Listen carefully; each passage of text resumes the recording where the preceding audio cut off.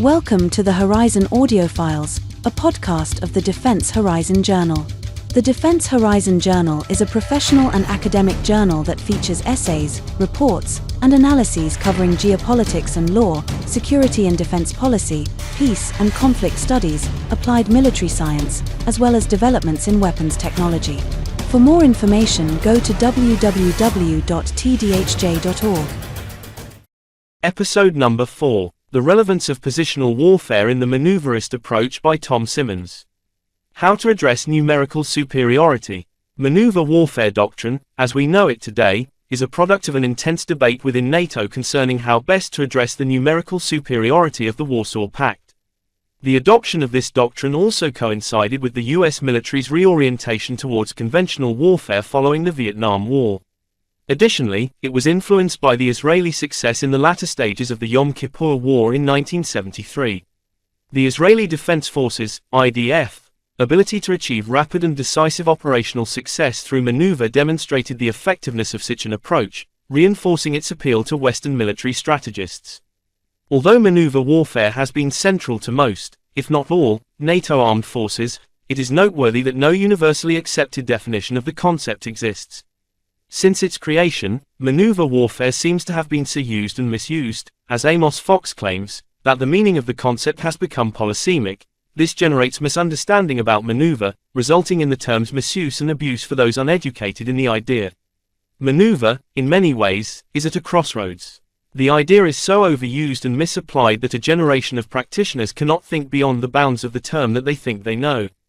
The objective of maneuver warfare, however, is clear: to shatter the enemy's cohesion through a variety of rapid, focused and unexpected actions which create a turbulent and rapidly deteriorating situation with which the enemy cannot cope.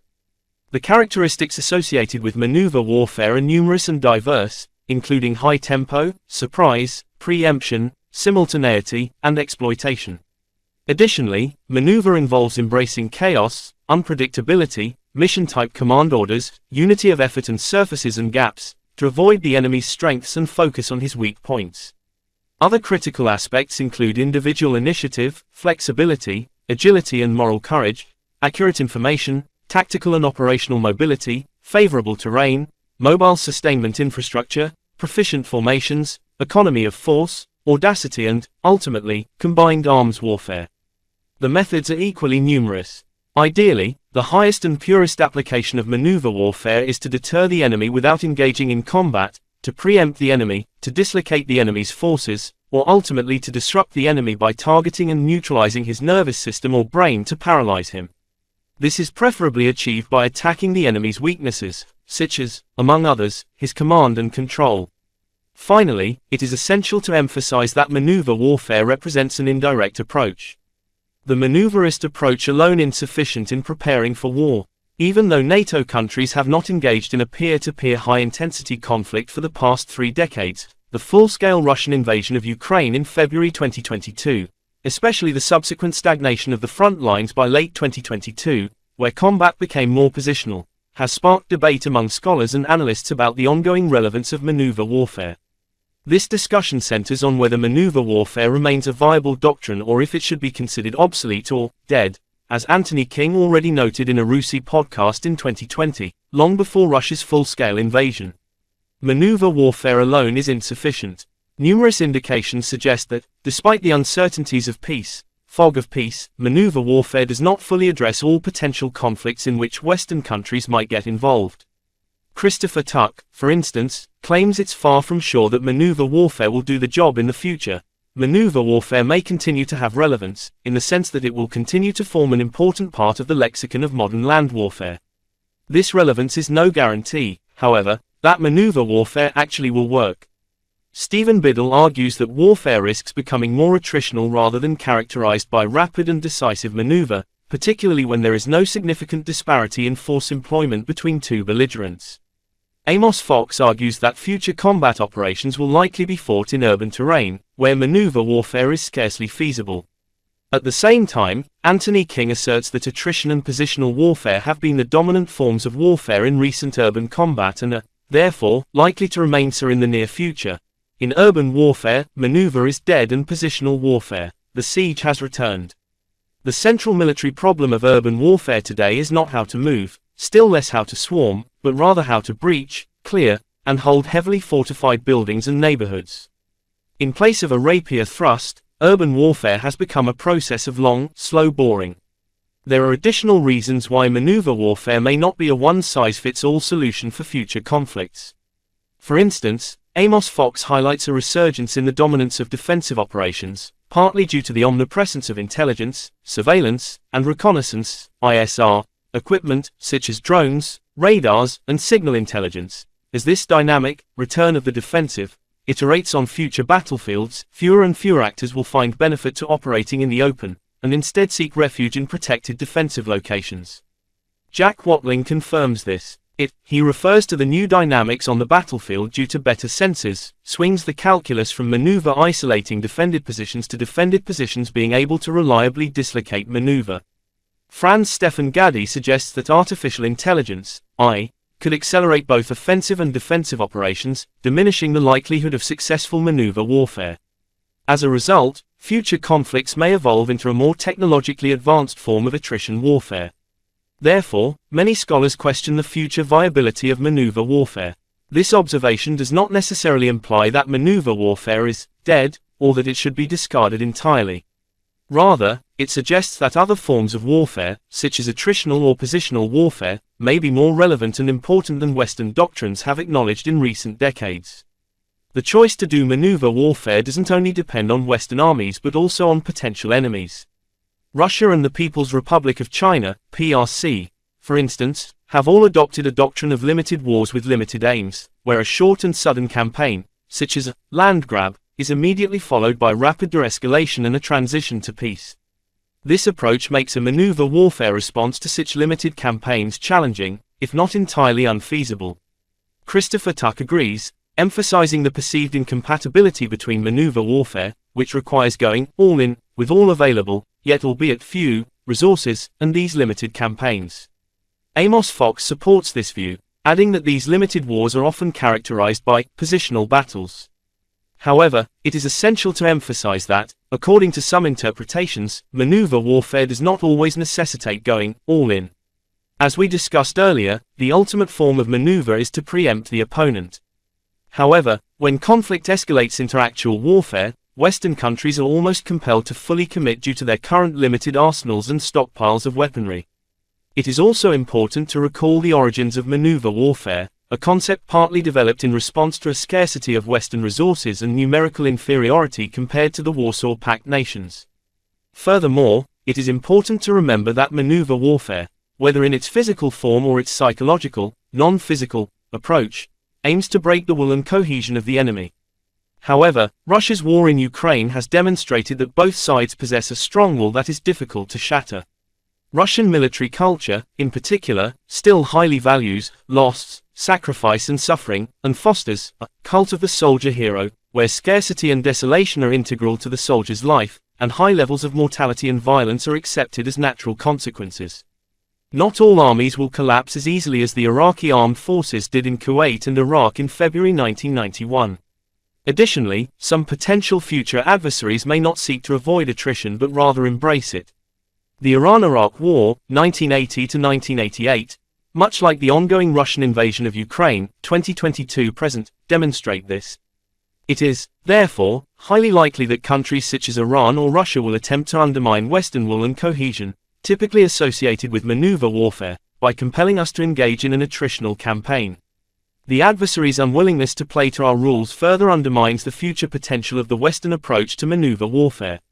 Unfortunately for its proponents, the most recent attempt at employing maneuver warfare at the strategic level was the Russian invasion of Ukraine on the 24th of February 2022. The operation aimed to overwhelm the Ukrainian armed forces through multi-axis advances, deep strikes, an advance toward the capital, Kyiv, using airborne troops, and the attempt to seize and hold Hostomel airport. The Russian attack met most of the criteria discussed earlier, such as surprise, simultaneity, agility, proficient, professional, units, and mobility. To be fair, the Russians had been more successful in earlier instances, such as in Georgia, 2008, and Crimea, Ukraine, 2014, where they managed to achieve their objectives through campaigns that could be considered maneuver warfare. The relevance of attritional warfare. A broader historical perspective further challenges the naive belief in the invincibility of maneuver warfare, making it appear even less realistic. Some historians argue that most wars are won through attrition rather than maneuver. Consequently, some contemporary theorists advocate embracing attrition and preparing for high losses and casualties.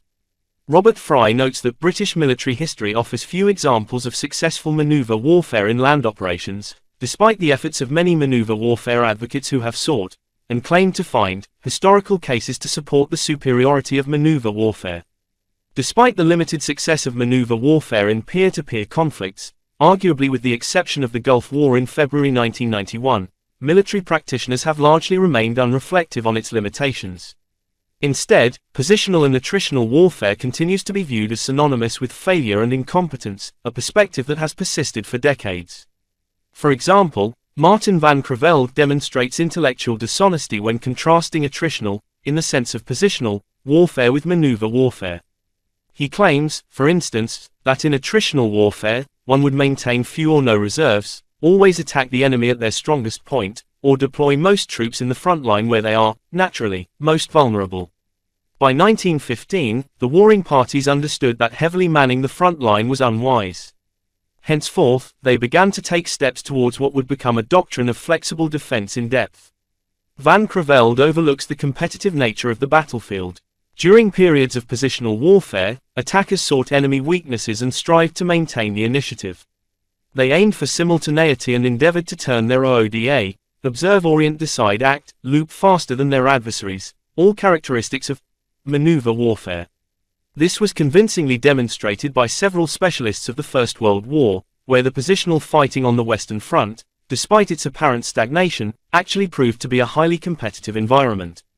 Many scholars tend to overlook positional warfare, focusing instead on maneuver warfare while acknowledging that both attrition and maneuver have their place on the battlefield. While maneuver warfare is considered an indirect approach in the tradition of Basil Liddell Hart, attrition is a direct approach. Attrition emphasizes battle, mass, firepower, systematic and sequential activity, cumulative action, and the physical wearing down of an adversary. Although many scholars recognize the complementarity of attritional and maneuver approaches, many practitioners, i.e. military, neglect the attritional approach, overwhelmingly favoring maneuver warfare. The one-sided emphasis on maneuver warfare, what Amos Fox has termed the maneuver warfare bias, is problematic. The latest Belgian Defense Doctrine, 2022, does not even mention the word attrition. As a result, attritional and positional warfare, too, is generally perceived as a primitive form of warfare that should be abandoned, a judgment William Owen argues is unfair. The whole edifice of maneuver warfare rests on the idea that there are two competing forms of warfare, maneuver and attrition, one of which is skilled and the other which is clumsy. This construct is false. It makes no sense to favor one form over the other. At the same time, not all military perspectives ignore attritional warfare. The U.S. Army Field Manual 3.0 on operations clearly states, some combination of maneuver and attrition is typically necessary to achieve victory during armed conflict. Jordan et al. Are explicit about the complementarity of attritional and maneuver warfare. Attrition may enable maneuver by opening gaps that friendly forces can move through. Maneuver may enable favorable attrition by placing forces in positions to fire upon the enemy more effectively or as a means of gaining surprise. NATO doctrine also supports this view, although it does not explicitly use the term attrition. Instead, it employs synonyms such as destruction, destroy, targeting, and attritting, among others. Finally, attritional thinking continues to have a significant and often unconscious influence on operational planning. This was underscored by a Belgian colleague, who noted that many of his peers remain heavily focused on inflicting material losses on the enemy. This approach is often preferred because it is tangible and more comprehensible, at least compared to the more abstract challenge of breaking the enemy's will and cohesion through maneuver warfare. Attritional warfare, when used as an isolated and singular approach to a campaign, is not the right solution for the West either. 20th century history provides two notable examples of attritional campaigns, both lost by the side attempting to implement them. The first was the US in Vietnam, and the second was Germany's attempt to bleed the French nation dry in the salient around Verdun in 1916. In both cases, military commanders reported exaggerated estimates of enemy losses while presenting their own losses in an overly optimistic manner, creating the impression of significant enemy attrition primarily on paper. Ironically, the German campaign at Verdun can also be seen as an example of the Manoeuvrist approach, a German attempt to break the French center of gravity, the political wall, by inflicting overwhelming and unacceptable military losses, which, in essence, amounts to maneuver warfare through attrition. Positional warfare, reviled and forgotten. While both scholars and doctrinal publications frequently discuss maneuver warfare and often acknowledge the existence of attritional warfare, positional warfare remains notably underrepresented in both scholarly work and doctrinal literature. One could argue that the definition of positional warfare is even more problematic than that of maneuver warfare. No NATO doctrinal publications explicitly refer to positional warfare. A quick search on the public website of the NATO Standardization Office yields only one reference close to positional warfare, specifically positional defense, now, area defense, basically holding ground. The type of defense in which the bulk of the defending force is disposed in selected tactical localities where the decisive battle is to be fought. Principal reliance is placed on the ability of the forces in the defended localities to maintain their positions and to control the terrain between them. The reserve is used to add depth, to block, or restore the battle position by counterattack. Moreover, this definition dates back to October 1980. Notably, the latest Belgian defense doctrine does not include the term positioner. However, it does elaborate on the Manoeuvrist approach and mentions maneuver 15 times. However, academics and analysts who address positional warfare often use the term without adequately defining it. They generally describe it as a system of fieldwork and trenches characterized by static fighting from and in prepared defenses. Positional warfare focuses on controlling key terrain, sustaining defense, and gradually wearing down the enemy, which can be particularly effective in conflicts where rapid maneuver is impractical or impossible. Several wars have shown that armies often choose to fight from complex systems of fieldworks and trench networks, frequently combined with deep defensive positions, integrated artillery firing points, logistical bases, and protection by barbed wire and landmines. Russia's war in Ukraine is a particularly notable example. The fighting along the 1,000-kilometer front line bears many similarities to the Great War on the Western Front, 1914 to 1918. There are trench-clearing operations, deep dugouts, and artillery is central to operations. The latter causing two-thirds of all casualties, the same number as in the First World War on the Western Front. We also see the mass mobilization of civilians to sustain the war effort because, ultimately, the war in Ukraine has become a war of attrition. At its core, the challenge lies in breaking through the enemy's defensive positions. Much like the years 1915 to 1917, neither belligerent in Ukraine has been able to achieve a breakthrough nor effectively exploit one, apart from the successful Ukrainian Kharkiv offensive of September 2022 against very poorly manned Russian positions. Both armies lack proficient formations to execute a Manoeuvrist campaign successfully. Additional historical examples bear remarkable similarities to Russia's war in Ukraine. The second half of the Korean War, 1950 to 1953, is an example of positional warfare. The Iran-Iraq War, 1980 to 1988, is another example. It involved two large militaries equipped with modern jets, tanks, and armored vehicles, engaging in mass mobilization, long-range missile strikes, and economic warfare.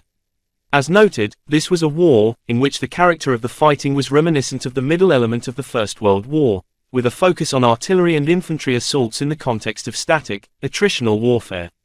In both cases, none of the belligerents initially planned for a prolonged campaign of positional warfare. However, they ended up discovering it, on the job. The same applies to the Western Front of the First World War, where all armies firmly believed in what was then termed mobile warfare. However, by late 1914, exhaustion forced them to dig in while they prepared and hoped in vain to resume mobile warfare in 1915. A similar comparison can be made with the Iraqi defensive positions along the Saudi-Kuwaiti border that U.S. Marines attacked during Operation Desert Storm. Although coalition forces managed to easily break through these poorly prepared and executed defensive positions, lacking depth, and decisively defeated the Iraqi forces in less than a week, this success was primarily due to their ability to attack the weak flank and engage the center of gravity, the elite reserve forces of the Republican Guard. While this operation can be viewed as a prime example of successful maneuver warfare, it is essential to recognize the poor condition of the Iraqi armed forces, which reduces this campaign from a true peer-to-peer conflict to a rather asymmetric warfare scenario. Moreover, the coalition established air supremacy and targeted the Iraqi armed forces for 39 days. Furthermore, Stephen Biddle does not consider Norman Schwarzkopf's campaign plan an example of maneuver warfare, as the enveloping forces encountered the well-entrenched Republican Guard units from the direction the latter had anticipated. In contrast, maneuver warfare typically prescribes avoiding the enemy's strength, particularly their reserve forces. This leads Biddle to conclude that Desert Storm is not a quintessential example of maneuver warfare. Simply put, the operational plan did not constitute maneuver warfare, and more positional warfare was involved than is generally acknowledged.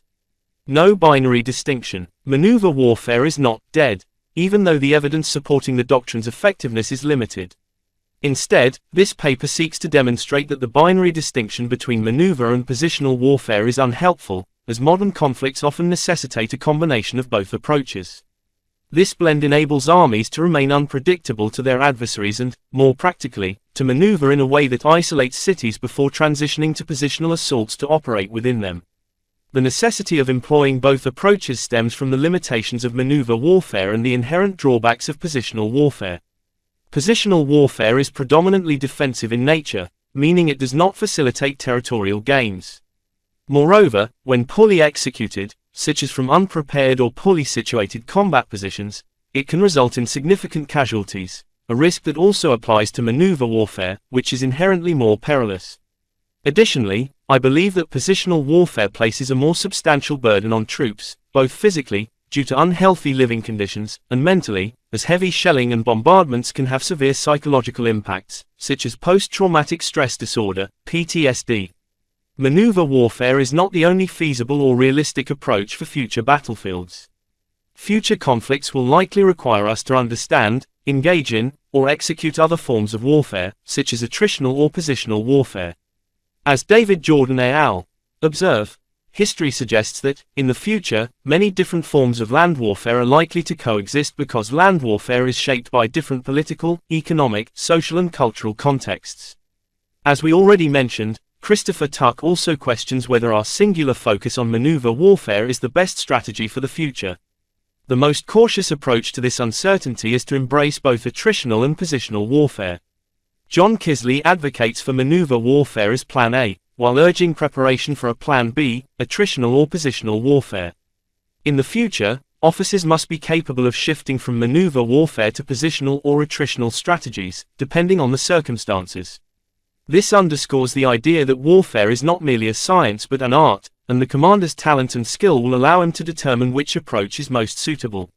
How future positional warfare should be envisioned is best left to the military specialists of today. However, it will closely resemble the elastic defense in depth seen in 1918.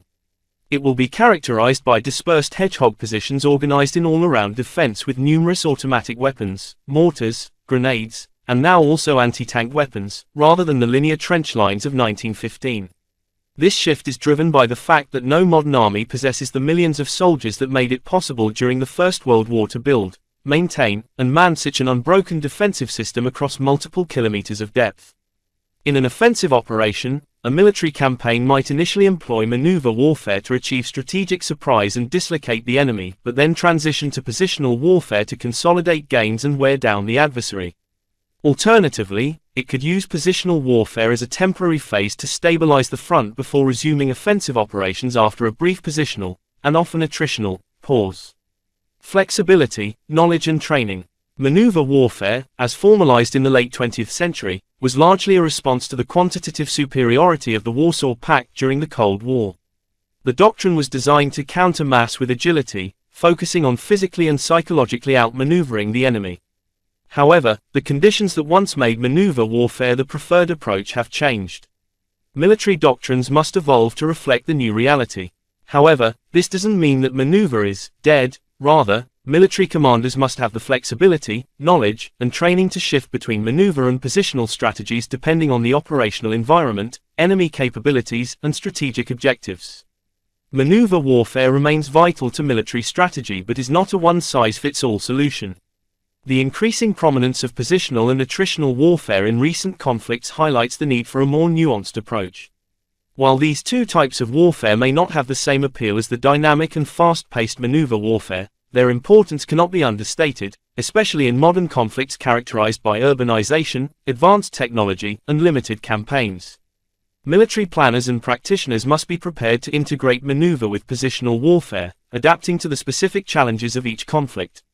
By doing so, they can create more resilient and effective strategies that can achieve lasting success on the battlefield.